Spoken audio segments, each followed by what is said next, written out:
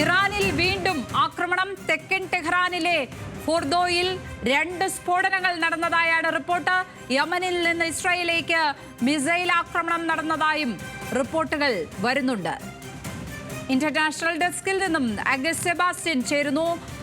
സെബാൻ, വീണ്ടും ആക്രമണം ഉണ്ടായിരിക്കുന്നു ഇറാനു നേരെ എന്നുള്ളതാണ് ഈ മണിക്കൂറിലെ ഏറ്റവും പ്രധാനപ്പെട്ട വാർത്ത. എന്തൊക്കെയാണ് കിട്ടുന്ന പുതിയ വിവരങ്ങൾ?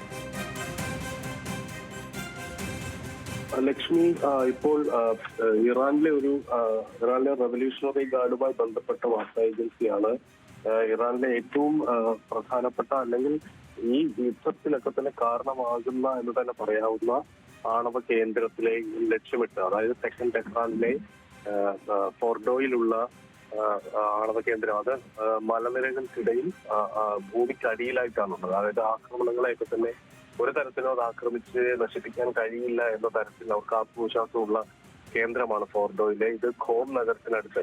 ഇത് എക്കാലവും മുമ്പ് ഇപ്പോൾ അന്താരാഷ്ട്ര ആണവോർജ ഏജൻസി മുന്നറിയിപ്പ് നൽകിയ, ഇവിടെ വെച്ച് അവര് ആണവായുധത്തിനടുത്തെത്തിയ നിലയ്ക്ക് യുറേനിയം ശുദ്ധീകരണം എത്തി, അതിലേക്ക് ആ ലെവലിലേക്ക് എത്തി എന്ന് പറയുന്ന, ആ വെപ്പൺ ഗ്രേഡിലേക്ക് എത്തി എന്ന് പറയുന്ന മുന്നറിയിപ്പ് നൽകിയ ആ ആണവ കേന്ദ്രത്തിലാണ് ഇപ്പോൾ, അതിനടുത്താണ് ഇപ്പോൾ സ്ഫോടനം ഉണ്ടായതായി റവല്യൂഷണറി ഗാർഡുമായി ബന്ധപ്പെട്ട ഫാർസ് ന്യൂസ് ഏജൻസി തന്നെ റിപ്പോർട്ട് ചെയ്യുന്നത്. ഇത് അന്താരാഷ്ട്ര മാധ്യമങ്ങളൊക്കെ തന്നെയും ഇപ്പോൾ അതിന്റെ കൂടെ ചേർത്ത് പറയേണ്ട കാര്യം, ഏറ്റവും ഇറാനിലെമ്പാടും നിരവധിയായിട്ടുള്ള ആക്രമണങ്ങൾ ഇസ്രായേൽ പുനരാരംഭിച്ചു എന്ന വാർത്ത കൂടി വരുന്നുണ്ട്. ഇസ്രായേലി മാധ്യമങ്ങളൊക്കെ തന്നെ ഇത് സ്ഥിരീകരിക്കുന്നുണ്ട്. ഏതായാലും ഇന്ന് പുലർച്ചെ 3 മണിക്ക് ആരംഭിച്ചിട്ടുള്ള ഈ ആക്രമണം ഇസ്രായേൽ ഇപ്പോഴും അതിന്റെ തന്ത്രപ്രധാനമായ അതിന്റെ പ്രഖ്യാപിത ലക്ഷ്യം നേടും എന്ന നിലയ്ക്ക് തന്നെയാണ് മുന്നോട്ട് പോകുന്നത് എന്ന് വേണം നമുക്ക് ഇപ്പോഴുള്ള വാർത്തകളിൽ നിന്ന് അടക്കം മനസ്സിലാക്കാൻ. നേരത്തെ തന്നെ അറിയാം, നിരവധിയായിട്ടുള്ള ഇവരുടെ ആണവോർജ ഏജൻസി മുന്നറിയിപ്പ് നൽകിയിട്ടുള്ള, അല്ലെങ്കിൽ ഇറാൻ എവിടെയൊക്കെയാണോ ആണവായുധ കേന്ദ്രങ്ങൾ, യുറേനിയം സമ്പുഷ്ടീകരണം നടത്തുന്നത്, അവിടേക്ക് ലക്ഷ്യമിട്ട് ആക്രമണം നടക്കുകയും ഇറാന്റെ ഏറ്റവും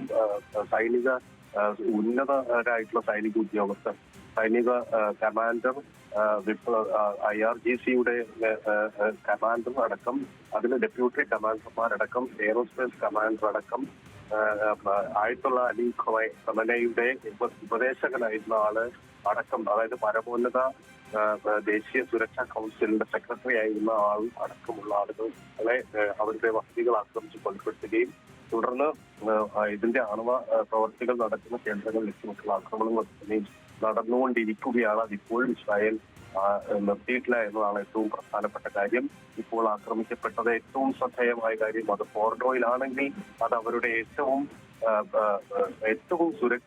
സുരക്ഷിതമെന്ന് ഇറാൻ കരുതുന്ന കേന്ദ്രത്തിനടുത്താണ് ഇപ്പോൾ തെക്കൻ ടെഹ്റാനിൽ 2 സ്ഫോടനം നടന്നതായാണ് റിപ്പോർട്ടുകളുള്ളത്.